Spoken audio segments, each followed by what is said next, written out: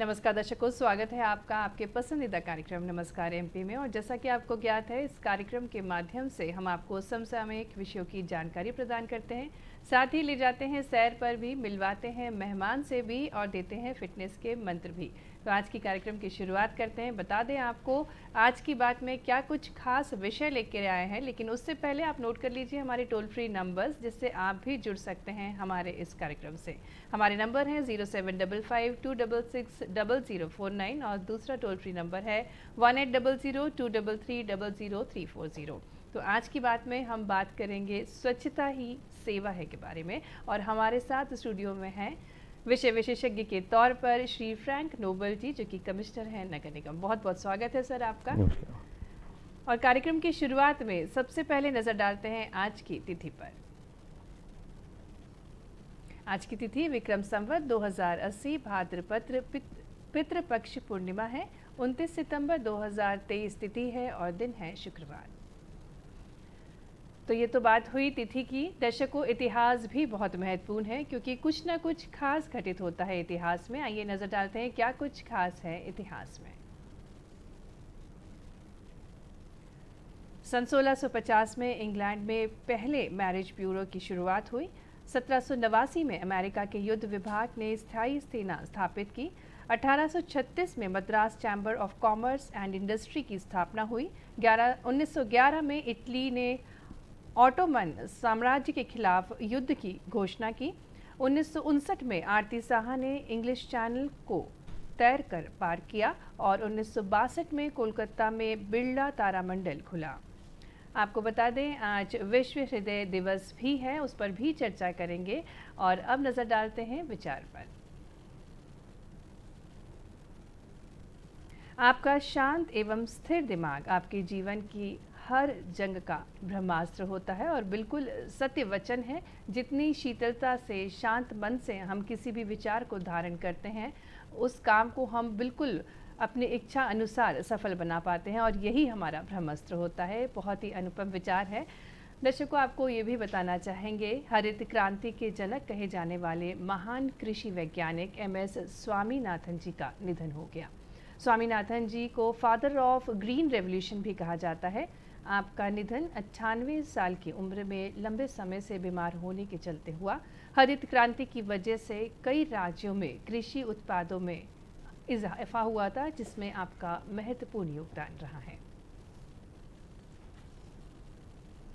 दर्शकों, आज की बात में हम बात करने जा रहे हैं स्वच्छता ही सेवा है के बारे में। स्वच्छ भारत मिशन महत्वपूर्ण और महत्वाकांक्षी योजना है माननीय प्रधानमंत्री जी की, और इसी पर आज हम चर्चा करेंगे। आज हमारे साथ स्टूडियो में विषय विशेषज्ञ के तौर पर हैं नगर निगम कमिश्नर श्री फ्रैंक नोबल जी। सर, बहुत बहुत स्वागत है आपका। धन्यवाद जी सर, जैसा कि हमें ज्ञात है कि 15 सितंबर से लेकर 2 अक्टूबर तक स्वच्छता ही सेवा अभियान हम मना रहे हैं। हम मध्य प्रदेश की, हम भोपाल की बात करें तो क्या कुछ तैयारियां हैं इसके लिए? स्वच्छता ही सेवा अभियान के अंतर्गत 15 सितंबर से जो भी एक्टिविटीज़ हमारी हो रही है, इसमें मेन फोकस ये रहता है कि हमको सिर्फ निकाय ही नहीं, बल्कि प्रशासन ही नहीं, बल्कि सभी लोगों को मिलकर इसमें सहभागिता इंश्योर करना है। तो ये जागरूकता एक फैलाने का एक अवसर है, जहाँ पर जो प्रधानमंत्री जी के आह्वान के अनुसार हम लोग जागरूक फैला रहे हैं, लोगों को स्वच्छता के बारे में और अधिक से अधिक जागरूक फैलाना है। बिल्कुल सर, एक बहुत ही अच्छा नवाचार है पूरे समाज के लिए। और इस वर्ष की जो थीम है कचरा मुक्त भारत, इसके बारे में आप बताइए कि प्रदेश में हम क्या कुछ प्रयास कर रहे हैं। कचरा मुक्त भारत में हम लोग जो फोकस अभी जो शिफ्ट हुआ है वो मोर सस्टेनेबल क्लिनजिंग के बारे में है। अभी जो हम लोग डोर टू डोर कलेक्शन हम लोग कर रहे हैं, उसका इम्पोर्टेंट रहता है कि सूखा और गीला कचरा हम लोग कलेक्ट कर रहे हैं। फिर इसको लेके जाके प्रोसेसिंग प्लांट्स में जब ये जाता है, इसका एक सस्टेनेबल हम लोग प्लान करें। जैसे कि आपको देखा होगा भोपाल में बानपुर जैसे लोकेशन में, जहाँ पर एक ज़माने में लगभग 40 साल से कचरा इकट्ठा हो रहा था, आज की डेट में उस लोकेशन में रिमेडिएशन करके हम लोगों ने लगभग 16 एकड़ की ज़मीन को मुक्त करके हम लोगों ने एक अच्छा लोकेशन क्रिएट किया है।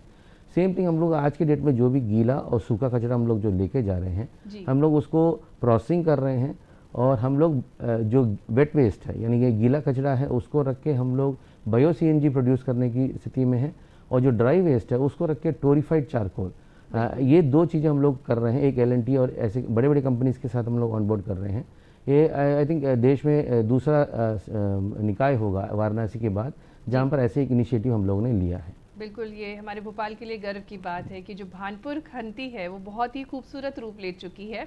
सर, ये भी जानना चाहेंगे कि लोगों को जागरूक करने के लिए, क्योंकि ये जन अभियान है, तो जन जन को जागरूक करने के लिए क्या कुछ प्रयास किए जा रहे हैं? अभी जैसे 1 तारीख को हम लोगों को स्वच्छता ही सेवा के अंतर्गत हम लोग ने 10 बजे से लेकर 1 घंटे के लिए जो माननीय प्रधानमंत्री जी के आह्वान पर हम लोग सभी लोग साफ़ सफाई पर उतरेंगे। तो इस पर लगभग हम लोगों ने 300 इवेंट्स प्लान किए हैं पूरे भोपाल शहर में। एंड इसमें हम लोगों ने रेजिडेंट वेलफेयर एसोसिएशंस, NGOs, जनप्रतिनिधिगण सभी को इसमें जोड़ रहे हैं। वो 1 घंटा जो रहेगा वो एक मैसेज के रूप में सभी को जाएगा कि सफाई सिर्फ और सिर्फ प्रशासन निकाय का जिम्मेदारी नहीं है, बल्कि सभी आम जनता का भी इसमें रोल रहता है। बिल्कुल सर। सर, आम जनता कैसे जुड़ सकती है? कुछ ऑनलाइन पोर्टल्स हैं या कैसे वो भी अपना योगदान प्रदान कर सकती हैं स्वच्छता के लिए? अभी इसमें हमने एक जो सिस्टम जो किया है इसमें यह है कि जो 300 लोकेशंस हमने जो फाइनलाइज किए हैं, जी सर। उन 300 लोकेशंस में हम लोगों ने ऑनलाइन किए हैं, जहाँ पर लोग उसमें अपने आप को रजिस्टर कर सकते हैं और वहाँ पर जाके भाग ले सकते हैं। प्लस हम लोग प्रचार प्रसार भी हम लोग हमारी तरफ से भी कर रहे हैं, सो दैट लोगों को इवेंट के लोकेशंस हम लोग बता रहे हैं ताकि वहाँ पर जाके वो पार्टिसिपेट कर पाएँ। बिल्कुल सर, कैसा रिस्पांस मिलता है भोपाल की अगर बात करें तो जनता का कैसा रिस्पांस मिलता है? देखिए, भोपाल ऑलवेज अगर आपने देखा होगा जो स्वच्छता सर्वेक्षण में भी हम लोगों ने जो हमारी स्थिति थी 19वें नंबर में थे, आज की डेट में 6वें नंबर पर पहुंचे हैं। भोपाल में लोगों के बीच में जब जागरूकता फैलाई गई, लोगों को इसके बारे में अवेयरनेस क्रिएट किया गया, तो हर पर्सन में वो जागरूकता फैली है एंड उसके कारण जो भोपाल में जो स्वच्छता का संदेश हर पर्सन पर गया है। और इससे हमें भी बहुत फ़ायदा है कि एक जो इमेज भोपाल का रहता है, क्योंकि बहुत सारे ग्लोबल इवेंट्स भोपाल में हो रहे हैं, बहुत सारे देश विदेश के लोग यहाँ पर आ रहे हैं, वो उनका भी एक मैसेज आता है कि भोपाल बहुत स्वच्छ है, क्लीन है। तो ये तभी पॉसिबल है जब सभी का कोऑपरेशन होता है और ये सहभागिता बहुत सारे इम्पोर्टेंट हमारे लिए। बिल्कुल। भोपाल का सबसे बड़ा आकर्षण बड़ा तालाब है, जो झील है हमारी, उसकी स्वच्छता बनाए रखने के लिए क्या कुछ प्रयास किए जा रहे हैं? इसमें हम लोग दो लेवल पर काम कर रहे हैं। एक तो है हम लोग लेक कंजर्वेशन यानी झील संरक्षण के अनुसार हम लोग जो झील के अंदर जो गंदगी जो फैलती है उसको हम लोग क्लींसिंग का काम लगातार हमारी टीम्स कर रही हैं।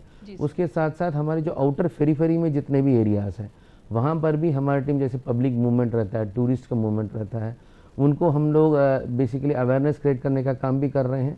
एंड उसके साथ साथ हम लोग ये भी इंश्योर कर रहे हैं कि जो झील को प्रोटेक्ट करने के लिए जो भी सीवरेज ट्रीटमेंट प्लांट्स हैं हमारे, उसमें कोई भी गंदा पानी आके झील में ना मिले, इस पर भी हमारा फोकस रहता है। बिल्कुल, नगर निगम के काफ़ी ज़्यादा प्रयास हो रहे हैं, खासकर जो बड़ी झील है, जो सबसे सुंदर स्थान है हमारे भोपाल का, उसको संरक्षित रखने के लिए कई सारे प्रयास किए जा रहे हैं और लोगों से भी अपील की जा रही है कि उनका भी योगदान रहे इसको संरक्षित रखने के लिए। सर, आपसे ये भी जानना चाहेंगे कि जैसा कि गांधी जी का मानना था कि शिक्षा महत्वपूर्ण है और शिक्षा के साथ साथ स्वच्छता के प्रति जो बिहेवियर होता है, व्यवहार होता है, वो भी महत्वपूर्ण है और उसके प्रति हमें जन जन को शिक्षित करना चाहिए, खासकर बच्चों को शिक्षित करना चाहिए। तो स्कूली लेवल पर क्या प्रयास किए जा रहे हैं? अगेन जैसे स्वच्छता ही सेवा कार्यक्रम जब हमने शुरुआत की थी, जो हमने जब शुरुआत की थी हमने बानपुर कंथी में हम लोगों ने जहाँ पर प्लांट था वहाँ पर लगभग 7,000 बच्चों को हमने बुलाया था। माननीय मंत्री जी, माननीय मेयर, अध्यक्ष सभी लोग वहाँ पार्टिसिपेट किए, जनप्रतिनिधि, सारे जनप्रतिनिधि वहाँ पर थे। उन्होंने जो बच्चों को जो मैसेज दिया, जहाँ पर उनको खड़ा रख के बताया गया और वहाँ पर योगा का एक सेशन भी रखा गया था, तो बच्चों में वो अवेयरनेस, सभी स्कूल से बच्चे भी आए थे। प्लस हम लोगों ने जिला शिक्षा अधिकारी के माध्यम से हर स्कूल में अवेयरनेस कैंपेन भी लगातार कर रहे हैं। तो इससे बच्चों को भी हम लोग इन्वॉल्व कर रहे हैं, क्योंकि बच्चों के थ्रू बड़ों को भी मैसेज जाता है एंड उसके कारण एक फैमिली जब प्रॉपरली सीख जाता है इसके एंटायर सफाई के बारे में, तो ऑटोमेटिकली हमारे लिए भी बहुत सुविधा रहती है उसमें। बिल्कुल सर, बिल्कुल सही बात है कि जब बच्चा शिक्षित होता है तो वह परिवार को भी शिक्षित कर देता है, कहीं ना कहीं अपने पेरेंट्स को भी वो बताता है कि ये सही है या गलत है। सर, आपसे ये भी जानना चाहेंगे कि स्वच्छता सर्वेक्षण की अगर बात करें, मध्य प्रदेश निरंतर अव्वल स्थान बनाए रखा हुआ है अपने, तो आने वाले दिनों में क्या कुछ तैयारियां हैं मध्य प्रदेश की, भोपाल की स्वच्छता सर्वेक्षण के लिए? स्वच्छता सर्वेक्षण में ऑलरेडी भोपाल नगर निगम ने बहुत एफर्ट्स डालते हुए आज की डेट में हम लोग लास्ट ईयर जब रिजल्ट्स आए थे 6वें पोजीशन में थे। एंड लगातार जो कंपटीशन आज के डेट में है, डिफरेंट सिटीज़ है, हर सिटी अपना और बेहतर करने की कोशिश कर रहा है, तो हम लोग लगातार स्वच्छता सर्वेक्षण पर काम कर रहे हैं। मेन फोकस ये रहेगा कि हमको सिटी को गार्बेज फ्री करना है, तो हम लोगों ने गार्बेज वनरेबल पॉइंट जितने भी हैं, जहाँ जहाँ पर कचरा बाहर फेंका जा रहा है, उन पॉइंट्स को आइडेंटिफाई करके उस पर फोकस कर रहे हैं। सेकेंडली, हम लोग जहाँ पर भी जो नए नए बिल्डिंग्स बन रहे हैं, उसका जो कंस्ट्रक्शन एंड डेमोलिशन वेस्ट बोलते हैं, जो बिल्डिंग को तोड़ के नया बिल्डिंग बनाया जाता है, उसको भी इकट्ठा करके हम लोगों ने एक 100 टन कैपेसिटी का एक CND प्लांट यहाँ पर हमने थुआखेड़ा में हमने सेटअप किया है जी। इसका मूल उद्देश्य ये है कि ये जो CND मटेरियल वेस्ट है, इसको रख के आज के डेट में हम लोग पेवर ब्लॉक्स बना रहे हैं और उसको वो लोग सेल भी कर रहे हैं। तो ये जो रिसाइकिल का काम है, इस पर भी हमारा फोकस है। इससे हमारा स्वच्छता सर्वेक्षण में एक तो पॉइंट्स भी इम्प्रूव होंगे, दूसरा है कम्युनिटी पार्टिसिपेशन। रहवासी संघों को भी हमने इसमें जोड़ा है, कॉम्पिटिशन्स उनके बीच में रख रहे हैं। जो बेस्ट, हर साल हम लोगों ने एक कॉम्पिटिशन रखा है। जो रेजिडेंट वेलफेयर एसोसिएशन है, जो अच्छा परफॉर्म कर रहा है, उनको भी हम लोगों ने ऑन बोर्ड करके और उनको भी कंपटीशन देके उनका भी हम लोग प्राइज मनी हम लोग दे रहे हैं। तो इससे भी अच्छा कंपटीशन होने के कारण हमारा स्वच्छता सर्वेक्षण में हम लोग अपेक्षा अच्छा कर रहे हैं कि अच्छी रैंकिंग हमारी इम्प्रूव हो। बिल्कुल, आप जो प्रोत्साहन देते हैं जन जन को, उससे और प्रेरणा मिलती है। सर, ये भी जानना चाहेंगे कि पहले देखें तो लोगों का कुछ अलग ही आचरण था स्वच्छता को लेकर, लेकिन अब जो है काफ़ी बदलाव नज़र आता है समाज में। खुद ही वो जागरूक हैं, कचरा नीचे देखते हैं तो वो स्वयं ही उठा करके कचरे में डाल देते हैं। इसके बारे में भी आप थोड़ा सा देखिए, जब से 2014 जब से लॉन्च हुआ है स्वच्छ भारत मिशन, लोगों के बीच में जो अवेयरनेस क्रिएट हुआ है कि स्वच्छता सिर्फ और सिर्फ एडमिनिस्ट्रेशन की जिम्मेदारी नहीं है, बल्कि हर इंडिविजुअल की जिम्मेदारी है। तब से आप देख रहे होंगे कि हर जगह में डस्टबिन्स की रखने की मांग भी उठ रही है। एट द सेम टाइम कहीं पर भी कचरा इकट्ठा होता है तो हमको विभिन्न स्रोतों से, CM हेल्पलाइन हो या कहीं से भी इन्फॉर्मेशन आता है, तो हमारी टीम्स भी लगातार लगती है। लगभग 450 गाड़ियाँ हमारी everyday morning door to door collection में जाती है, हर घर जाके कचरा इकट्ठा भी करती है। लोग बाहर फेंकना कि नियरली 100% हमारे लोगों ने बंद कर दिया है, सो दैट हमारे जो D2D व्हीकल्स है, वहाँ जाके कचरा इकट्ठा होकर फिर प्रोसेसिंग प्लांट जाता है। इससे एक अच्छा मैसेज जाता है और लोगों के बीच में इतनी जागरूकता फैल गई कि वो कचरा बाहर फेंकने के पहले 2 बार सोचते हैं जरूर। बिल्कुल बिल्कुल सर, आपने अच्छी बात बताई कि बिल्कुल हर व्यक्ति सोचता है कि बाहर कचरा फेंकने से पहले वो ध्यान रखे कि उसका कैंपस अच्छा है, सड़कें साफ सुथरी हैं, क्योंकि स्वच्छ वातावरण के लिए सबसे महत्वपूर्ण है जन जन का योगदान होना। सर, ये जानना चाहेंगे कि जनता को गीले कचरे और सूखे कचरे के लिए जो प्रयास किए जा रहे हैं, विभाग द्वारा भी काफ़ी प्रयासरत है, लेकिन फिर भी जनता को मुश्किल होती है इन दोनों चीज़ों में डिफ्रेंशिएट करने में। इसके बारे में भी सर बताएं। देखिए, बहुत सिंपल कॉन्सेप्ट है, ड्राई वेस्ट और जो वेट वेस्ट होता है। जो वेस्ट हम लोग जिसका डिग्रेडेशन हो सकता है, उसको हम लोग वेट वेस्ट के रूप में हम लोग लेते हैं, और ड्राई वेस्ट ऐसे होते हैं जिसका प्रोसेसिंग करके हम लोगों को कोई और काम पे लगाना रहता है। अभी जो D2D door to door collection पे हम लोग दोनों को सेग्रेट करके लेते हैं। सेम थिंग अगर आप देखें तो हमारे यहाँ पर ट्रांसफर स्टेशंस, लगभग 12 ट्रांसफर स्टेशंस बने हैं, जहाँ पर एक छोटी गाड़ियों का जितना भी कचरा है वहाँ पर सेग्रीगेटेड रूप से इकट्ठा होता है। इकट्ठा होने के बाद फिर वहाँ से जो जितनी भी कचरा है वो उठ के हमारी प्रोसेसिंग प्लांट जाता है। प्रोसेसिंग प्लांट में रख के हम लोग जो भी वेट वेस्ट है, जो डिग्रेडेशन हो सकता है, उसको रख के हम लोग बायो CNG रेडी करने के लिए प्लांट सेटअप कर रहे हैं। अब जब अगर ये सोर्स में अगर सेग्रीगेशन नहीं होता है तो हमसे बड़ा चैलेंज रहता है कि वहाँ पर जाके हमें सेग्रीगेट नहीं कर पाते हैं, हमें बहुत बड़ी चैलेंजेस होती है। तो इसलिए होता है कि जब गीला कचरा और सूखा कचरा, जो घर में जो बेसिक जो वेस्ट होता है, जैसे खाना खाया, खाना का वेस्ट है, वो गीले में चला जाएगा। रैपर है, पानी का ग्लास, पेपर ग्लास पिया, वो आपके ड्राई में जाएगा। तो एक सिंपल कॉन्सेप्ट इसको रखते हुए अगर हम लोग यूज़ करना शुरू कर दें तो सेग्रीगेशन एट सोर्स जब हो जाता है तो प्रोसेसिंग में भी हमें बहुत आसानी होती है, और उससे हमारा जो प्रोसेस्ड जो वेस्ट का जो वेस्ट टू एनर्जी की कॉन्सेप्ट आती है, उसमें बहुत इफेक्टिवली हम लोग काम कर सकते हैं। बिल्कुल। सर, अभी भी जो गीला कचरा और सूखा कचरा होता है घरों में नहीं होता अलग, कहीं ना कहीं महिलाएं देखती हैं किचन का काम और उनके ऊपर बहुत बड़ी जिम्मेदारी रहती है। तो महिलाओं के लिए आप क्या कहना चाहेंगे, उनको जागरूक करने के लिए क्या कहना चाहेंगे? जैसे देखेंगे कि फैमिली में एवरी पर्सन की रिस्पॉन्सिबिलिटी है। अगर आप घर में देखेंगे, माता पिता, बच्चे जो होते हैं, हर पर्सन की रिस्पॉन्सिबिलिटी है। कचरा अपने घर के अंदर तो वो फेंकेगा नहीं। एट द सेम टाइम जब जो भी महिलाएं रहती है वो बेसिकली अगर आप देखेंगे तो जो बेसिक सीख है कचरा प्रबंधन का, ये अगर महिलाएं अगर घर में जब बताती हैं तो ऑटोमेटिकली वो मैसेज सभी को जाता है।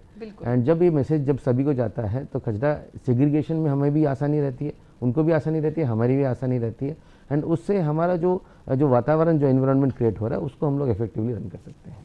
बिल्कुल सर, आपने बहुत अच्छी बात कही कि वाकई में बहुत बड़ी जिम्मेदारी है महिलाओं के ऊपर, और परिवार में अगर जागरूकता फैलानी है तो सबसे पहले महिला को शिक्षित होना ज़रूरी है, क्योंकि वो ही आगे गाइड कर पाएगी सभी फैमिली मेम्बर्स को किस प्रकार से गीला कचरा और सूखा कचरा अलग अलग करना है। और अब हमारे साथ जुड़े हैं डॉक्टर राजीव जी, जो कि हृदय रोग विशेषज्ञ हैं। स्वागत है सर आपका। सर, आपसे जानना चाहेंगे, आज विश्व हृदय दिवस मना रहे हैं हम, और दिल का उपयोग करें, दिल को जाने थीम है इस वर्ष विश्व हृदय दिवस की। सर, जानना चाहेंगे इसी के बारे में आपसे। स्वागत है सर आपका। जी नमस्कार। जी सर, नमस्कार सर। सर, विश्व हृदय दिवस मना रहे हैं और इस वर्ष की जो थीम है दिल का उपयोग करें, दिल को जाने, इसके बारे में जानना चाहेंगे सर आपसे। जी देखिए, जो हृदय संबंधित जानकारी है और हृदय की संरचना है, वो ईश्वर ने हमको एक उपहार दिया है और हमको उसको संजो के रखना है। बिल्कुल। आज के अगर परिप्रेक्ष्य में हम बात करें तो सडन कार्डियक डेथ या कम उम्र के लोगों में होने वाली हृदय संबंधित बीमारियां बढ़ रही हैं, उसके विषय में हमको समझना है। हमें लाइफस्टाइल ऐसी परिवर्तित करना है जो कि इन बीमारियों को रोक सके, और सारी ब्लेम या सारा इल्जाम हमें अनुवांशिक या जेनेटिक पे नहीं छोड़ना है। जो एनवायरमेंटल इंटरप्ले उसको रोकना है।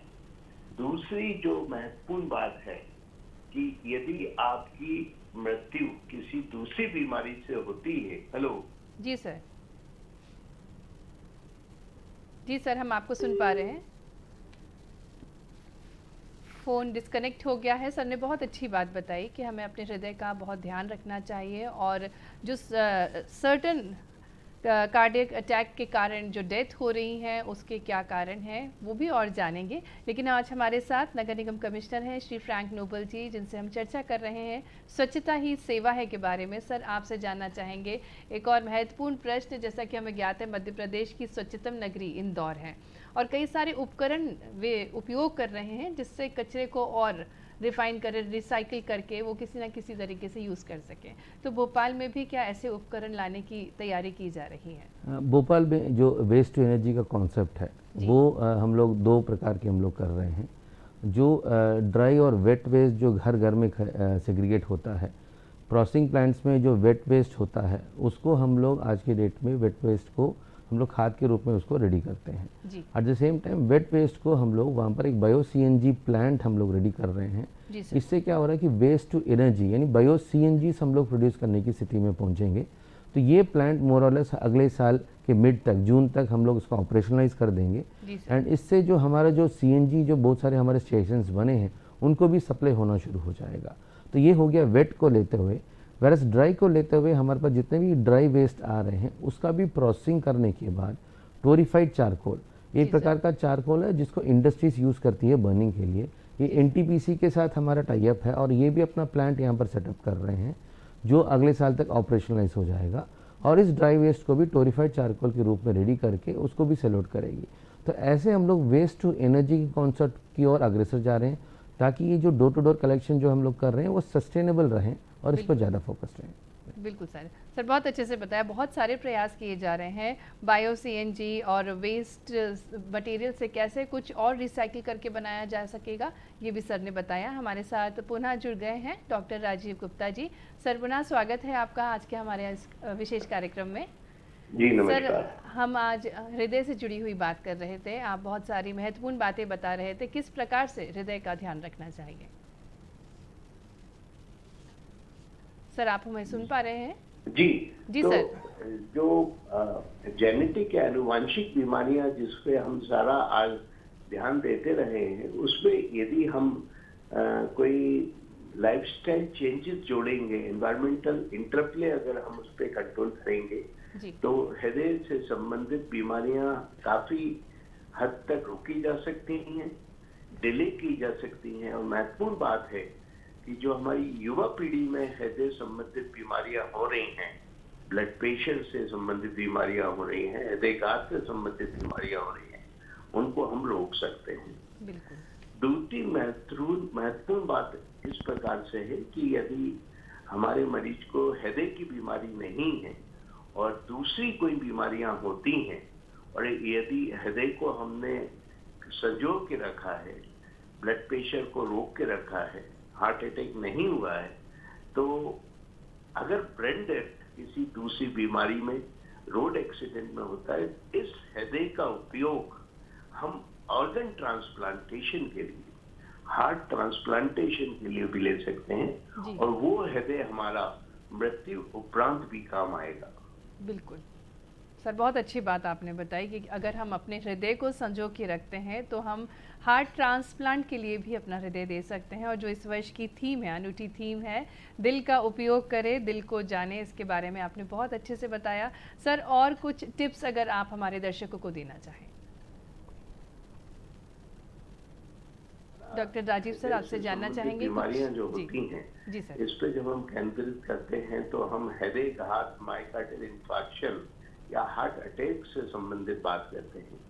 कई परिस्थिति ऐसी होती हैं कि धमनियों में कोई भी बीमारी नहीं होती, सिर्फ हार्ट की मसल्स में कमजोरी आ जाती है, या तो हार्ट की मसल्स का मोटापा हो जाता है, या उसकी फंक्शनिंग, एफिशिएंसी या कार्य क्षमता कम हो जाती है। इसको हम लोग हार्ट फेलियर के रूप में जानते हैं। और हार्ट फेलियर सही मायने में हार्ट की मसल का डैमेज है। पिछले कुछ वर्षों में हमने देखा कि वायरल मायोकार्डाइटिस, वायरल इन्फेक्शन, या यदि हम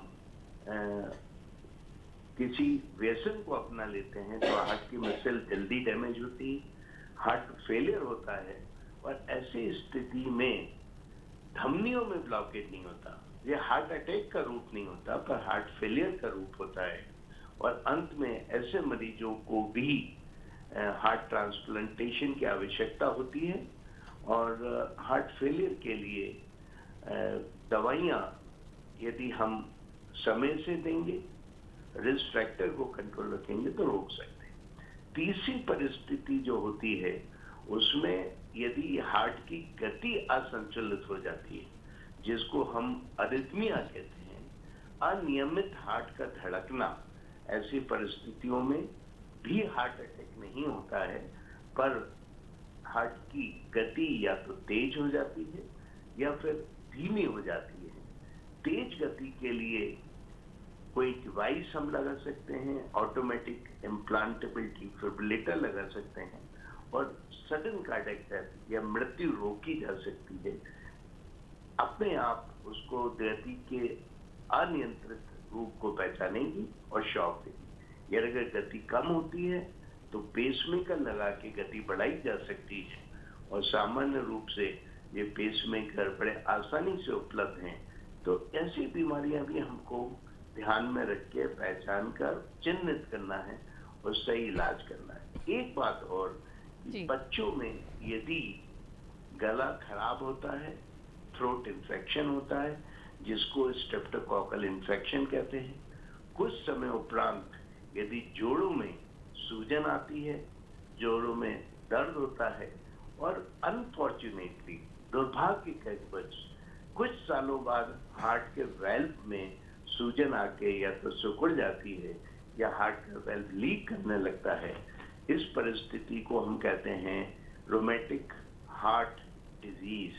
अनफॉर्चुनेटली जिस स्ट्रेप्टोकोकल इन्फेक्शन ने गले को और जोड़ को इफेक्ट किया था, उसको सिर्फ चाटा था, लिक किया था, पर हार्ट के वेल्व को बाइट कर लेता है, कतल लेता है, और इसको कहते हैं कि streptococcal infection licks the joint but unfortunately in the long term bites the heart। इसको रोमेटिक हार्ट डिजीज कहते हैं। और अंतिम परिस्थिति होती है जन्मजात हार्ट की पर्दे में छेद होना, या हार्ट की धमनियां गलत प्रकार से जुड़ जाना, नीला खून लाल खून वाली धमनी में चला जाए या लाल खून नीली धमनी में चला जाए, उसको कंजेनाइटल हार्ट डिजीज कहते हैं। और वो जल्दी पहचान के जल्दी उसका अगर इलाज हो जाए, ऑपरेशन हो जाए, तो मरीज को लाभ पहुंचाया जा सकता है। बिल्कुल सर। सर, बहुत अच्छे से आपने बताया, बहुत बहुत शुक्रिया सर आपका कि आपने इतने अच्छे से हमारे दर्शकों को बताया कि किस प्रकार से हमें ध्यान रखना चाहिए हृदय का, और क्या कुछ सिम्टम्स होते हैं, क्या प्रिकॉशंस लेने चाहिए और क्या उपचार रहता है। अब आज हम जो बात कर रहे हैं स्वच्छता ही सेवा है के बारे में, और हमारे साथ नगर निगम कमिश्नर श्री फ्रैंक नोबल जी हैं। सर, आपसे जानना चाहेंगे जो 3 Rs होते हैं, रिड्यूस, रिसाइकल और रीयूज, इसके बारे में आप बताएं सर, खासकर युवा जो रहते हैं उनको प्रेरित करने के लिए। देखिए, ये जो 3 Rs है, ये one of the main pillars है स्वच्छता में। जो भी हमारा वेस्ट हो रहा है, कैसे इसको हम लोग एक तो रिड्यूस करना है, रीयूज़ कैसे कर सकते हैं इस पर है। जैसे फॉर एग्जांपल अगर हम देख लें, जो डे टू डे वेस्ट जो जनरेट होता है उसका तो प्रोसेसिंग प्लान्स के बारे में मैंने आपको बताया था। इसके साथ जैसे बिल्डिंग्स बन रही हैं, बिल्डिंग्स कल के डेट में नया बिल्डिंग बनना है तो पुराना बिल्डिंग टूटता है, तो इसको कंस्ट्रक्शन एंड डेमोलिशन वेस्ट बोलते हैं। एक ज़माना था जब ये कंस्ट्रक्शन डेमोलिशन पड़ा रहता था, उसका यूज़ नहीं करते थे। आज हमारे पास CND प्रोसेसिंग प्लांट एक 100 पर डे 100 टन का पर डे प्रोसेसिंग प्लांट हमारे पास है, और ये प्रोसेसिंग प्लांट इन कंस्ट्रक्शन डेमोलिशन वेस्ट को लेते हुए इसको प्रोसेस कर देता है ऐसे पेवर ब्लॉक्स, जिसको वो लोग फिर से वो रीयूज़ करके रीसेल करते हैं। जी सर। तो ये सारी चीज़ें जो साइकिल है जो क्रिएट किया गया है, इससे बहुत इफेक्टिवनेस पड़ रहा है इस एंटायर अभियान में। एंड जहाँ तक युवाओं का सवाल है, जिसमें पार्टिसिपेशन में one of the highest users of social media है। जो मैसेज हम लोगों को देना रहता है उनके थ्रू हम लोग देते हैं, but at the same time कोई भी कंपटीशन हम लोग लॉन्च करते हैं। अभी भी हमने एक लॉन्च किया है कि गार्बेज वनरेबल पॉइंट जो हमारे अचानक अस्थायी रूप से बनते हैं, तो जहाँ जहाँ पर लोग अनजाने में बाहर कचरा फेंक देते हैं, तो वहाँ पर उन पॉइंट्स को आइडेंटिफाई करके उनकी साफ़ सफाई 2 अक्टूबर तक अगर कंप्लीट करके हमारे पास फोटोग्राफ्स आ रहा है, तो ऐसे करके हमने 3 कैटेगरी में प्राइज मनी हमने डिक्लेयर किए हैं। तो इसमें भी युवाओं का पार्टिसिपेशन ज़्यादा दिख रहा है, वो अभी इंटरेस्ट होकर वो भी काम कर रहे हैं। हर इवेंट में उनका पार्टिसिपेशन हमारे साथ बहुत अच्छा रहता है, अच्छा रिस्पॉन्स रहता है। एंड आज की डेट में आगे लेके जाने के लिए बच्चों के साथ युवा जो हमारे साथ जुड़े हुए हैं, उस कारण ये जो मैसेज जो हमें देना रहता है हर घर घर में, उसका एक अच्छी तरह से हम लोग कम्युनिटी पार्टिसिपेशन भी इंश्योर करा पा रहे हैं। बिल्कुल सर।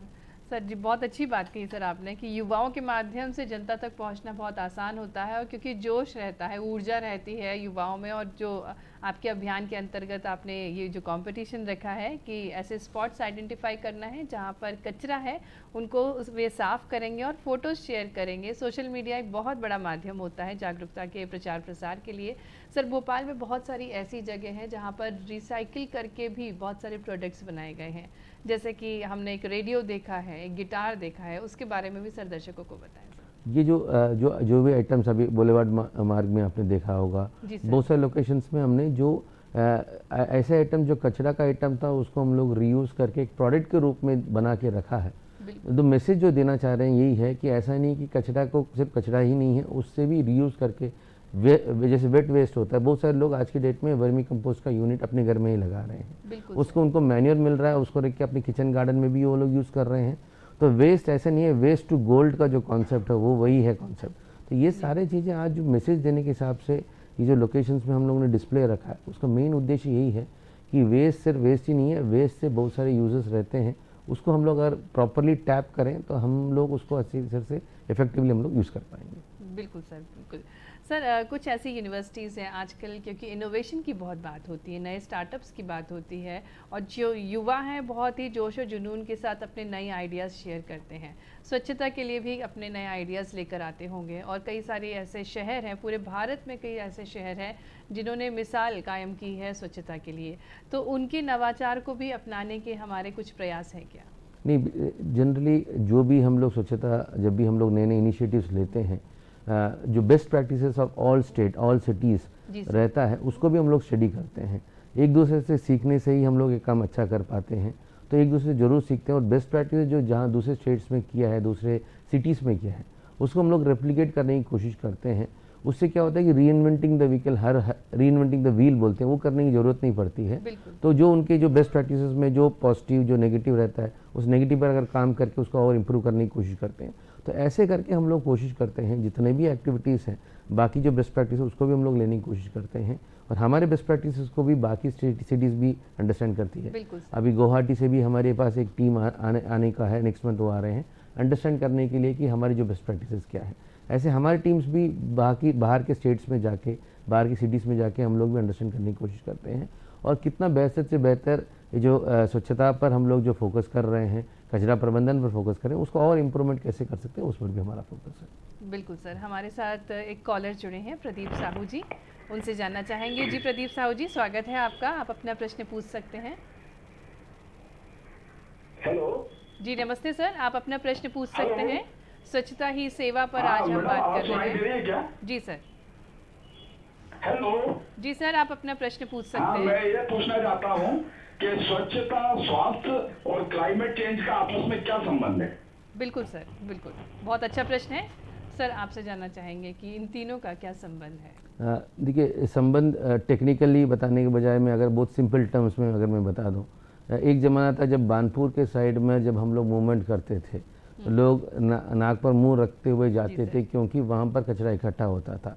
जितना कचरा इकट्ठा होता है, मीथेन गैस जनरेट होता है, उससे एनवायरनमेंट अफेक्ट होता है। जी सर। अगर आप सेम थिंग अगर हम देख रहे हैं, जो स्वच्छता प्रबंधन अगर इफेक्टिवली हम लोग करते हैं तो कितना हम लोग इम्प्रूव कर सकते हैं। बिल्कुल। तो ये जो तीन चीज़ें, ये सारी चीज़ें जुड़ी हुई है। एक एग्जाम्पल के तौर पर मैंने बानपुर का लोकेशन बताया है।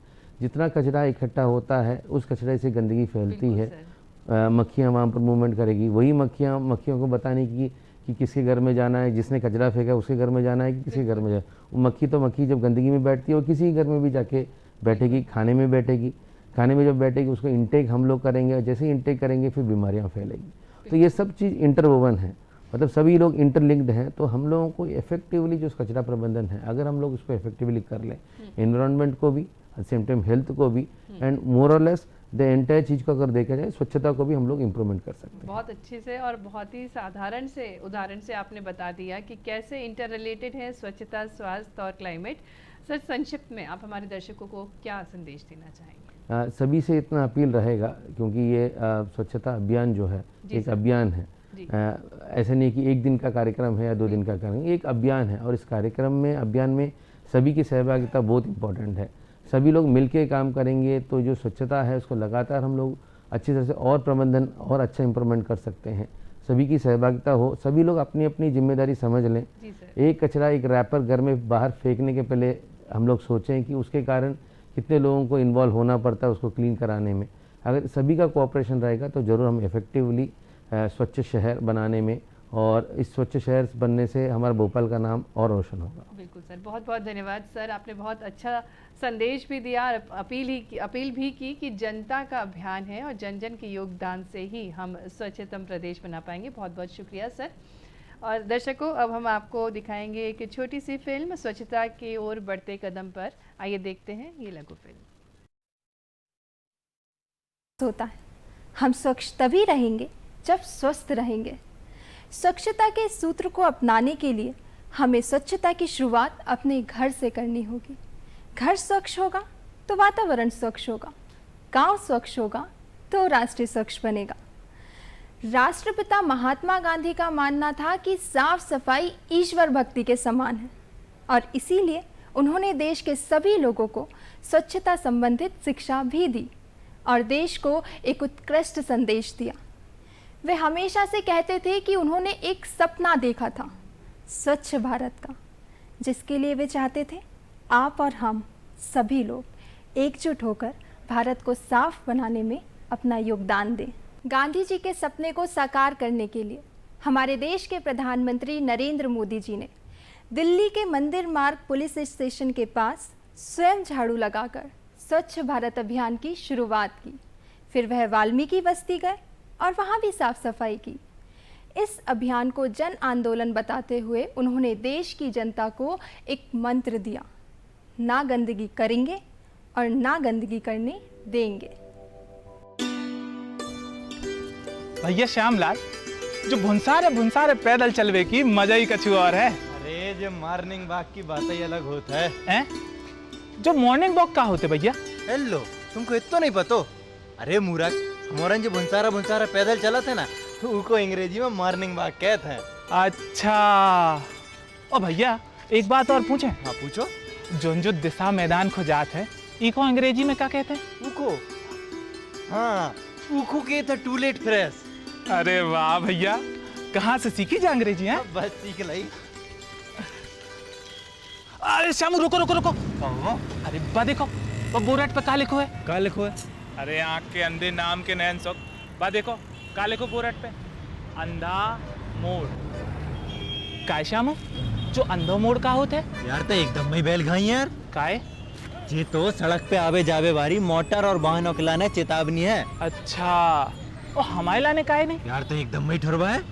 जब से प्रदेश सरकार ने जो सड़क निर्माण को कार्य शुरू करो है, तब से ई प्रकार के निर्देश बोर्ड पे दर्शाया जाता है, ताकि आवे जावे वाले मोटर वाहनों के चालक इन निर्देश को पढ़ के सावधानी से वाहन चलाएं और दुर्घटना से बच सकें। कछु भी कहो भैया, मानो एक बात तो साची है, अपने एरिया की पूरी सड़कें एकदम चकाचक हो गई हैं, वरना पहले तो जो ही नहीं पता चला था तो कि सड़क में गड़ा है कि गड़ा में सड़क। अरे कल्लू भैया, इतो सब कछु होवे के बाद भी जब देश की जनता जागरूक नहीं हो पा रही। कैसे? अब तुम खुद ही देख लो, पूरे भारत देश में स्वच्छ भारत अभियान चलाओ जा रहा है वो, मनो फिर भी हर कहीं गंदगी करत। जा तो 16 आने साची बात कही भैया तुमने। अपने गांव को ही ले लो, लोग हर कहीं कचरा डाल देते, मानो गांव में कचरा घर भी है, वो में नहीं डाले। अरे कचरा के संग संग खुले में शौच कर बे जात है, जबकि सरकार ने हर गांव के लाने अलग से शौचालय बनाने की सुविधा दी है, मनो मुंह में नहीं जाए, मनो आदत से मजबूर। सही कह रहे हो भैया तुम।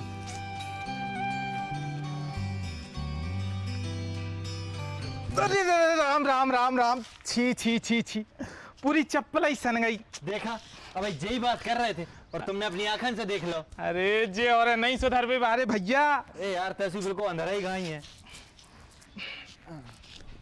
जी ले, छुटा ले। अरे एक बात बता भैया कल्लू, का सरला ने रतन के संग ब्याह करवे से मना कर दी है। काय? वो भाव ऐसो। देखो सरला, हम दोनों कई सालों से एक साथ पढ़ते आए हैं, एक दूसरे को अच्छी तरह से जानते हैं और समझते हैं। भूमिका मत बांधो, सीधे मुद्दे पर आ जाओ। क्यों ना हम दोनों शादी कर लें? शादी? प्रस्ताव अच्छा है, पर रतन, मैं अपने पिताजी की मर्जी के खिलाफ जाके कुछ काम नहीं करती। तो नेक काम में देरी क्यों? निकाल लो मोबाइल और जान लो अपने पिताजी की मर्जी। तुम्हें शर्म नहीं आती? मैं लड़की होकर खुद अपने घर में अपनी ही शादी की बात करूंगी, तुम क्यों नहीं करते मेरे पिताजी से बात? लाओ मोबाइल और लगाओ अपने पिताजी का नंबर।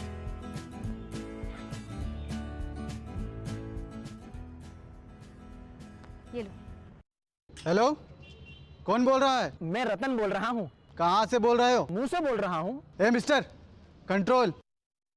कहाँ है फोन किया है? शादी के बारे में। तो भैया अपने बाप से बात कर, मुझे कहाँ फोन लगाया है? मुझे अपने बाप से नहीं, आपकी। क्या कहा? नहीं, मेरा मतलब है मैं आपकी सुपुत्री सरला से शादी करना चाहता हूँ। तू होता कौन है मेरी लड़की से शादी करने वाला? एक अदत्त लड़का। आपकी लड़की। खबरदार, जो मेरी लड़की की तरफ आंख उठाकर भी देखा तो अरे मैं तेरी आंखें फोड़ दूंगा। अरे वो तो मैं आंखें उठाकर, आंखें झुकाकर कई बार आपकी लड़की को देख चुका हूँ। बेटा, अगर तू मेरे तो ये तो थी छोटी सी लघु फिल्म, आप सभी को जागरूक करने के लिए हम आपको दिखाते हैं स्वच्छता से जुड़ी हुई कुछ कहानियाँ। उसी से जुड़ी हुई एक कहानी हमने आपके समक्ष प्रस्तुत की थी और अब हम आपको मिलवाएंगे हमारे मेहमान से। आज हमारे बीच हैं श्री अमित कुमार ददीच जी। बहुत बहुत स्वागत है सर आपका। आप रॉज इंडिया को संचालित करते हैं, एक NGO है। सर, आपसे जानना चाहेंगे किस प्रकार से आपकी शुरुआत हुई, आपने किस प्रकार से सोचा कि आप एक समाज सेवक बनना चाहते हैं? एक्चुअली कॉलेज टाइम से ही थोड़ा सोशल वर्क को लेके मेरा डेडिकेशन था, लेकिन उसके बाद पढ़ाई कंप्लीट करने के बाद, मेरा पोस्ट ग्रेजुएशन कंप्लीट करने के बाद मैं अंतर्राष्ट्रीय एक संस्था के साथ जुड़ा, जर्मन गवर्नमेंट के साथ में एक प्रोजेक्ट पे। उसके बाद में स्टेट गवर्नमेंट में भी मैंने सर्व किया आपदा प्रबंधन के विषय के ऊपर। फिर मुझे लगने लगा कि मुझे और ग्रास रूट लेवल पे जाना चाहिए, कुछ संदेश को लेके, कुछ मैसेज को लेके, जो भी पढ़ाई मैंने करी है और जो भी नॉलेज मैंने गेन किया है। तो फिर मेरे दिमाग में आइडिया है कि अब थोड़ा स्विच करना चाहिए और एक सामाजिक कार्य की तरफ बढ़ना चाहिए, और फिर मैंने ये संस्था की स्थापना करी, रॉज, जिसे आपने अभी इंट्रोड्यूस किया है। तो फिर उसके बाद हमने 2016 से काम शुरू किया, नवंबर से। रॉज जो आपने नाम रखा जी, उसके बारे में जानना चाहेंगे। हाँ, ये एक जो हमारी टीम थी, जो सोच थी जब ये आई थी, तो हमें वही लगा कि नाम कुछ थोड़ा सा इंग्लिश और कुछ थोड़ा सा पुराना भारत का कुछ प्राचीन नाम से संबंधित होना चाहिए। तो राइजिंग बढ़ता हुआ, जो निरंतर बढ़ता ही रहेगा, और आर्यवर्त क्योंकि भारत का प्राचीन नाम भी है, वेलफेयर सोसाइटी, ऐसे जो हमारा फुल फॉर्म है राइजिंग आर्यवर्त वेलफेयर सोसाइटी, उस तरीके से उसका एब्रीवेशन बनता है रॉज। बिल्कुल, काफ़ी सारे डोमेन्स में काम करती है आपका NGO, उसके बारे में भी जानना चाहेंगे। किस किस क्षेत्र में आपका योगदान रहता है समाज में बदलाव लाने के लिए? मेनली 6 हमारे थीमेटिक एरियाज है जिसमें हमारी ऑर्गेनाइजेशन काम करती है। प्रमुख तौर पे तो डिजास्टर रिस्क रिडक्शन है, जिसको आपदा जोखिम न्यूनीकरण भी बोलते हैं, आपदा प्रबंधन भी जनरल टर्म्स में बोलते हैं। फिर जल एवं स्वच्छता है, आपका पर्यावरण है, शिक्षा है और आपका हेल्थ है। इस प्रमुख तौर पे इस मुद्दों पे हम सेंट्रल इंडिया में हम बात करें तो मध्य प्रदेश, छत्तीसगढ़, राजस्थान और उत्तर प्रदेश और महाराष्ट्र, इन सेंट्रल इंडिया की लोकेशंस पे मेनली हम काम करते हैं। बिल्कुल। स्वच्छता के लिए क्या कुछ कर रही है आपकी संस्था? राइट, स्वच्छता में हम स्वच्छ भारत मिशन से जुड़े हुए हैं गवर्नमेंट स्तर पे भी, और जो हमारे यूनाइटेड नेशंस की एजेंसीज हैं, यूनिसेफ है, यूएनडीपी, उनके साथ जुड़े हुए हैं, और कुछ इंटरनेशनल और नेशनल एनजीओज के साथ हम जुड़े हुए हैं। इसमें प्रमुख तौर पे हमारा जो रॉस का जो रोल है वो आईईसी के रूप में है, इंफॉर्मेशन, एजुकेशन और कम्युनिकेशन में। मेनली हम स्कूल के बच्चों के साथ, बिकॉज वो हमारा फ्यूचर है भारत का, तो उनके साथ में ये वर्क करना बहुत ज़रूरी है, उनको ये इम्पोर्टेंस समझाना बहुत ज़रूरी है कि स्वच्छता क्यों ज़रूरी है, तो उनके साथ हमारा वर्क रहता है। इसके साथ साथ जो हमारी गवर्नमेंट एजेंसीज़ है, जो हमारी अर्बन लोकल बॉडीज़ हैं, जिनको हम यूएलबीज़ भी बोलते हैं, जैसे कि नगर निगम है, नगर पालिका है, नगर परिषद है, तो उनको टेक्निकल और नॉन टेक्निकल वे में हमारी ऑर्गेनाइजेशन सपोर्ट करती है। बिल्कुल। स्वच्छता के प्रति व्यवहार की अगर बात करें, जैसा कि आप बता रहे हैं कि आप आईईसी मटेरियल डिज़ाइन करते हैं, और हमारे महात्मा गांधी जी का जो सपना था कि शिक्षा के साथ साथ स्वच्छता का व्यवहार, स्वच्छता का आचरण हमें बच्चों में डालना चाहिए, इसके प्रति आपकी संस्था क्या कुछ कर रही है? जैसा कि मैंने आपको बताया कि हमारा स्कूल स्टूडेंट हमारा खास टारगेट ग्रुप रहता है, बिकॉज वो फ्यूचर है। और आप देखेंगे कि हम सब ये जानते हैं कि बचपन में हम बच्चों को अच्छी अच्छी आदतें घर से देते हैं या जो वो टीचर से सीखते हैं, तो उसी में ही अगर हम जो सैनिटेशन है और जो स्वच्छता की जो हम बात कर रहे हैं, अगर वो हम इनकॉर्पोरेट कर दें उसी स्टडीज़ के दौरान, उनके आचार में, व्यवहार में वही परिवर्तन हम कर दें, तो एक हम अच्छा नागरिक हम भविष्य में देखेंगे जो कोई भी काम करने से पहले स्वच्छता को प्राथमिकता देगा, चाहे वो किसी भी फील्ड में जाए। तो इसलिए हम चाहते हैं कि स्कूल्स में, करिकुलम में ऑलरेडी गवर्नमेंट ऑफ इंडिया ने या स्टेट गवर्नमेंट की बात करें तो उन्होंने डिज़ाइन कर रखा है। अब आजकल स्टडीज़ में बातें भी होती हैं और बहुत सारे कार्यक्रम ऐसे चल रहे हैं, बहुत सारे ऑर्गेनाइजेशन ऐसे काम कर रही है जो कि बच्चों के साथ में मिलके और स्वच्छता के ऊपर बात करती है। तो हमारे भी ऐसे बहुत सारे प्रोग्राम हैं, अलग अलग एक्टिविटीज़ के थ्रू हम बच्चों को साथ में इनकॉर्पोरेट करते हैं। विस्तार से जानना चाहेंगे, स्कूलों में आप किस प्रकार की गतिविधियां प्लान करते हैं जिससे जन जन और खासकर बच्चे जागरूक होते हैं?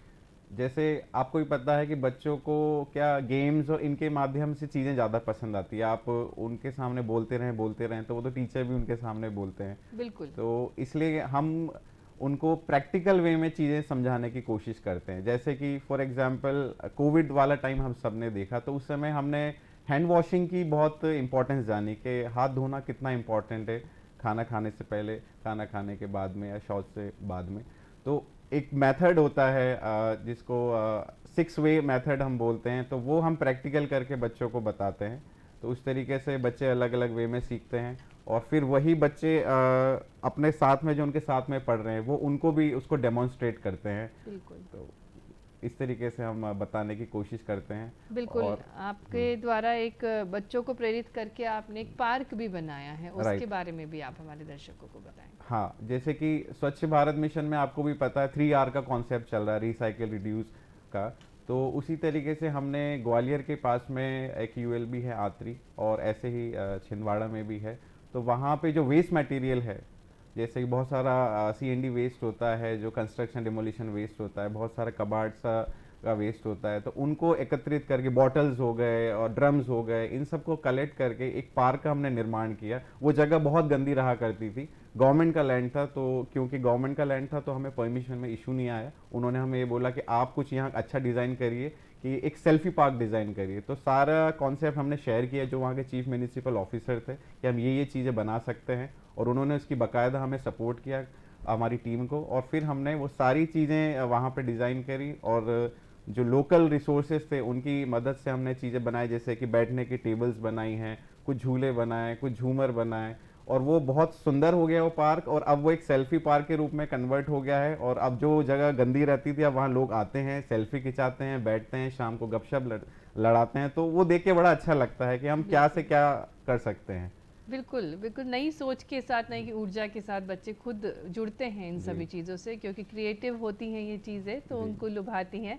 सर, जानना चाहेंगे वेस्ट मैनेजमेंट के बारे में, मतलब क्या ड्रॉबैक्स हो सकते हैं और किस प्रकार से हम सुधार सकते हैं अगर इम्प्रॉपर होता है वेस्ट मैनेजमेंट? तो देखिए, अगर दुष्प्रभाव की बात करें तो पहले तो वेस्ट मैनेजमेंट के बारे में सर आप बताएं हमारे दर्शकों को। वेस्ट मैनेजमेंट अपने आप में एक बहुत बड़ा टॉपिक है, लेकिन अगर जनरल एक आम आदमी के हिसाब से मैं बात करूं तो सबसे पहले शुरुआत हमारे घर से ही होती है। तो मेरा यही है कि हम सेग्रीगेट करें, वेस्ट को अलग अलग करें, पृथक पृथक करें, जो गीला है सूखा कचरा है। और प्लस मेरा खास जो ऐसे घर हैं जहाँ पे किशोरी बालिकाएं हैं या महिलाएं आप हैं। ग्रामीण क्षेत्र में काम करते हैं जी। तो ग्रामीण क्षेत्रीय महिलाओं को कैसे आप जागरूक करते हैं सूखा कचरा और गीला कचरे के प्रति?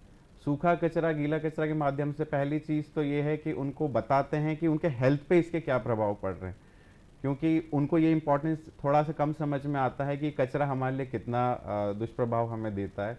तो उनको हेल्थ से हम उनको कनेक्ट करते हैं कि आप जो साल भर में इतना पैसा आप बीमार रहते हैं, आप डॉक्टर्स को देते हैं, हॉस्पिटल जाते हैं, वही उससे पैसे से कम लागत में अगर आप ये चीज़ें बेसिक चीज़ें अपने पास में रख लें तो आपके हेल्थ को इतना इम्पैक्ट नहीं पड़ेगा, आपकी सेविंग भी होगी जो आप अच्छी चीज़ में लगा सकते हैं। इसके अलावा बहुत सारी मूवीज़ के माध्यम से उनको जो बेस्ट प्रैक्टिसेस हैं वो हम उनको दिखाते हैं कि देखिए इसका इम्पैक्ट क्या पड़ता है और अगर आप अच्छा करेंगे तो क्या इसका अच्छा प्रभाव आपके घर में और आपके आसपास में पड़ेगा। तो वो सारी चीज़ें उनको बताते हैं। प्लस थोड़ा सा क्योंकि हमारी भारतीय जनता धार्मिक है तो उस धर्म से भी थोड़ा सा कनेक्ट करने की हम कोशिश करते हैं कि हमारे अलग अलग धर्मों में स्वच्छता को क्या इंपॉर्टेंस दी गई है, तो लोगों को ये चीज़ें पेनिट्रेट होती हैं उनके माइंड में और वो ज़्यादा अच्छे से इस चीज़ को समझ पाते हैं।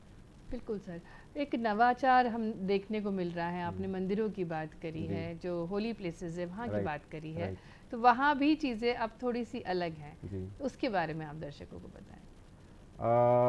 क्योंकि हमारी भारतीय संस्कृति है, हम जल अर्पण करते हैं, फूल और प्रसाद चढ़ाया जाता है, लेकिन उसका रिसाइकलिंग और उसका रीयूज कैसे हो सकता है? देखिए अभी बड़े शहरों में तो मैं बोलूँगा कि फैसिलिटीज़ हो गई हैं, जैसे भोपाल की मैं बात करूँ या इंदौर की बात करूँ, जबलपुर, ग्वालियर की, तो वहाँ पे जो हमारी नगर निगम है तो वहाँ पे ही उन्होंने ऑन कॉल फैसिलिटी दे दी। जब ऐसे आयोजन होते हैं जैसे अभी आपने देखा गणेश जी का हमारा पूरा ये दिन रहे, तो आप ऑन कॉल फ़ोन कर सकते हैं और अगर आपके घर से या फिर आपने कोई ऐसा आयोजन किया, धार्मिक आयोजन, तो आपका ऐसा कुछ वेस्ट ऐसा निकल रहा है तो आप नगर निगम को दे सकते हैं। लेकिन जो हमारे छोटे नगर पालिकाएं हैं या नगर परिषद हैं या ग्रामीण स्तर है, वहाँ पे चीज़ें अभी धीरे धीरे स्टार्ट हो रही हैं। तो स्वच्छ भारत मिशन जो ग्रामीण है तो उसके अंतर्गत ये सारे प्रावधान आगे आएंगे कि हमारे ग्रामीण स्तर के जो लोग हैं उनको भी ये सुविधा मिलेगी कि अगर वो कोई आयोजन कर रहे हैं, कोई भागवत कथा कर रहे हैं या किसी भी धर्म का कोई भी आयोजन हम कर रहे हैं, तो वहाँ पे हमारा वेस्ट जनरेट नहीं होगा, वो रिसाइकिल होगा और हम अच्छा स्वच्छ ग्राम हम बना सकते हैं। बिल्कुल सर। सर आपके सहयोग, आप किस प्रकार से सरकार को सहयोग करते हैं स्वच्छता की अगर बात करें? जी, जैसा कि मैंने आपको बताया कि हम स्वच्छ भारत मिशन में जुड़े हुए हैं अलग अलग संस्थाओं से। तो आपने गवर्नमेंट की बात करी, तो गवर्नमेंट में आपको पता है कि स्वच्छ भारत मिशन चल रहा है इस समय भारत में, तो उसमें कुछ सेवा काम ही स्वच्छता ही सेवा है, खासकर इस पर ज़्यादा जोर दिया गया है। क्योंकि स्वच्छ भारत मिशन एक महत्वपूर्ण मिशन है, खासकर प्रधानमंत्री जी की सबसे महत्वाकांक्षी योजना है। और जैसा 2 अक्टूबर से पूर्व गतिविधियां शुरू हो जाती हैं जिससे हम स्वच्छता के लिए जन जन को जागरूक कर सकें। और एक और अपील जो जनता से की जा रही है श्रमदान की, 2 अक्टूबर से पहले श्रमदान करने की जो अपील की जा रही है उसके बारे में भी आपसे जानेंगे। और उससे पूर्व जो हम चर्चा कर रहे थे कि आप सरकार का किस प्रकार से सहयोग करते हैं। जैसा कि आपने गवर्नमेंट का सपोर्ट की बात करी, तो गवर्नमेंट को हम टेक्निकल और नॉन टेक्निकल वे में सपोर्ट करते हैं। स्वच्छ भारत मिशन के अंतर्गत आपको पता है कि रैंकिंग्स डिसाइड की जाती है शहरों की, तो वो रैंकिंग का जो आधार है वो टेक्निकल और नॉन टेक्निकल वे दोनों वे में है। एक तो होती है आईसी आपकी गतिविधि, जो कि प्रचार प्रसार की गतिविधि, आप कैसे वार्डों में जाके और वहाँ के जनप्रतिनिधि के सहयोग से आप आम जो नागरिक हैं उनमें जागरूकता फैलाते हैं, उनको इम्पोर्टेंस बताते हैं कि भैया वेस्ट मैनेजमेंट क्यों ज़रूरी है, कचरा हर कहीं नहीं फेंकना है, डस्टबिन का प्रयोग करना है। आपका अगर मल वाला जो कचरा है वो भर जाता है तो आपको टैंकर बुलवाना है, आपको सीवेज क्लीन कराना है समय समय पे। तो ये सारी चीज़ों में हम सहयोग करते हैं। और टेक्निकली मैं बात करूँ कि बहुत सारा डेटा हर दिन कलेक्ट होता है कि वेस्ट कितना उठ रहा है, कितना डिस्पोज हो रहा है, कितना रिसाइकिल हो रहा है। तो उसका एक जो डेटा बैंक है वो एक पोर्टल बना रखा है गवर्नमेंट ऑफ इंडिया ने, उसमें डेली वो अपडेट होता है और वो जानकारी भारत सरकार को जाती है। जब ये सारी जानकारी अलग अलग राज्यों से आती है तो कंपाइल होकर ही हमारी रैंकिंग डिसाइड होती है। बिल्कुल, इसमें आप देख रहे हैं कि इंदौर हमारा पिछले 6 साल से नंबर 1 आ रहा है। बिल्कुल। तो वो नगर वैसे निगम ही। कमिश्नर सर ने भी हमको बताया कि एनजीओस के माध्यम से, जनप्रतिनिधिगणों के माध्यम से स्वच्छता के प्रति जनता को जागरूक करते हैं और यही एनजीओस अपने काम के द्वारा हमारी जो रैंकिंग होती है, शहर की रैंकिंग होती है, इसमें महत्वपूर्ण योगदान प्रदान करते हैं और निरंतर इंदौर अव्वल बना हुआ है पूरे देश में, जो कि हमारे लिए गर्व की बात है कि मध्य प्रदेश एक अपने खास स्थान पर जगह बनाया हुआ है स्वच्छता के क्षेत्र में, जिसमें स्वच्छता कर्मियों का भी महत्वपूर्ण योगदान रहता है। तो अमित जी से जानेंगे स्वच्छता कर्मियों का क्या महत्वपूर्ण योगदान है। देखिए, जो हमारा स्वच्छ भारत मिशन चल रहा है उसमें स्वच्छता कर्मी जो हमारे सैनिटेशन वर्क है उनका एक बहुत वाइटल रोल है, बहुत इंपॉर्टेंट रोल है। एक बहुत बड़े मानसिकता को भारत में बदलने की जरूरत है कि आजकल आप देखते हैं जनरल आदमी मॉर्निंग में जब गाड़ी आती है तो बोलता है कचरे वाला आ गया। वो कचरे वाला नहीं है, वो हमारा सफाई मित्र है। बिल्कुल, कचरा तो हमने किया है, वो हमारे कचरे को साफ करने आए। तो पहली चीज तो ये जो हमारा बिहेवियर है सफाई मित्र हमारे सैनिटेशन वर्कर के प्रति, वो हमें बदलना है। अब रही बात उनके रोल की, ऑब्वियसली उनका बहुत बड़ा रोल है क्योंकि हम तो चीजें करके चले जाते हैं, छोड़ जाते हैं, लेकिन उसको कौन साफ करता है? वो हमारे सफाई मित्र होते हैं, हमारे सैनिटेशन वर्कर होते हैं। हम लोगों को समझाते हैं कि आप घर में सैग्रीगेट करिए, कचरे को अलग अलग करिए, पृथक पृथक करिए। और जैसे कि आपने बच्चों की बात करी थी कि आप बच्चों को कैसे है, तो उसमें ये भी एक बहुत अच्छा पॉइंट है कि हम जो स्कूल स्टूडेंट्स हैं और जो कॉलेज के स्टूडेंट हैं उनको जहाँ पे प्रोसेसिंग होती है, जहाँ वेस्ट मैनेजमेंट होता है, जहाँ पूरा कलेक्ट होता है शहर का कचरा, वहाँ उनको लेके जाते हैं, उनको रियल कंडीशन दिखाते हैं कि हमारे सैनिटेशन वर्कर किस एनवायरनमेंट में, कितने हजार्डियस एनवायरनमेंट में काम करते हैं।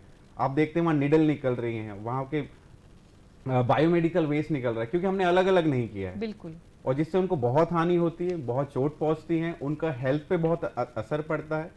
तो ये सारी चीज़ें हमें देखने को मिलती, तो उनका रियली में बहुत बड़ा रोल है। आप उनका सम्मान करें, उनकी डिग्निटी के बारे में सोचें, उनकी हेल्थ के बारे में सोचें और उनके अच्छे रेस्पेक्ट से उनका वेलकम करें जब वो आपके घर में कचरा लेने के लिए आते हैं। तो बिल्कुल बहुत महत्वपूर्ण रोल है समाज में हमारे सफाई कर्मियों का, क्योंकि वो सबसे इम्पॉर्टेंट काम करते हैं स्वच्छता को बनाए रखने में और खासकर कचरे को अलग अलग करने में, जो कि हमारी सबसे पहले जिम्मेदारी बनती है कि हम अपने घरों से ही कचरा अलग अलग रखें, जिससे जो बहुत बड़ा काम है वो आसान हो जाएगा अगर गीला कचरा और सूखा कचरा अलग हो जाता है।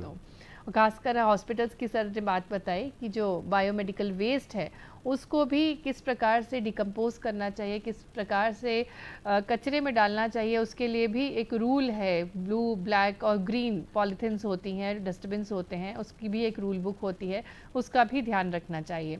सर ये भी जानना चाहेंगे वॉलंटियर्स के बारे में, स्पेशली जो यूथ पॉपुलेशन है वो वॉलंटरली भी काम करना चाहती है स्वच्छता के प्रति, तो उनके लिए क्या कुछ खास है? जैसे आपने वॉलंटियरिज्म की बात करी, तो वो क्योंकि यूथ हमारा पॉपुलेशन बहुत है इंडिया में, तो इसलिए हम लोग कॉलेजेस और यूनिवर्सिटी से टाई अप करते हैं। जैसे अगर मैं भोपाल की बात करूं तो एलन सिटी ग्रुप है, ओरिएंटल ग्रुप है, ऐसे विभिन्न शैक्षणिक संस्थाएं हैं जिनके साथ हमारा टाई अप है। और जब जब ऐसी एक्टिविटीज़ हम करते हैं तो हम यूथ को इन्वाइट करते हैं और आप यकीन नहीं मानेंगे कि यूथ इतना बढ़ चढ़ के उसमें हिस्सा लेता है इन सब गतिविधियों के अंदर। तो बड़ा अच्छा लगता है देख के कि यूथ चाहता है अगर उसको कोई अच्छा प्लेटफॉर्म मिले, कोई अच्छा ऐसी संस्था मिले या कोई ऐसा कोई भी प्लेटफॉर्म मिले, तो वो बिल्कुल अपना बेस्ट देना चाहेगा। बिल्कुल सर, बहुत अच्छे से आपने बताया। क्या अपील करना चाहेंगे संक्षिप्त में, आप हमारे दर्शकों से क्या अपील करना चाहेंगे, खासकर इस वर्ष स्वच्छता ही सेवा अभियान में हम सभी जुड़े हुए हैं इसके प्रति?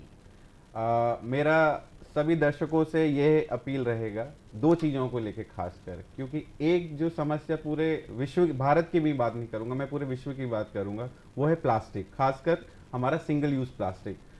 तो वो हमें रिड्यूस करना है, हमारे व्यवहार में परिवर्तन करना है। हम कैसे उसको कम कर सकते हैं, तो उसके लिए खासकर पॉलीथीन की अगर मैं बात करूं, क्योंकि उसका उपयोग बहुत बढ़ गया है। बिल्कुल। तो उसके लिए आप ये कर सकते हैं कि एक आप कपड़े का थैला रखिए, अपने घर में रखिए, 2-3 रखिए, अपने गाड़ी में रखिए अगर आप 2 व्हीलर चलाते हैं, और अगर 4 व्हीलर चलाते हैं तो गाड़ी में रखिए। होता क्या है कि हम बाहर निकलते हैं ऑफिस के लिए, स्कूल के लिए, कहीं के लिए भी, हम ऑब्वियसली कुछ ना कुछ लेके आते हैं।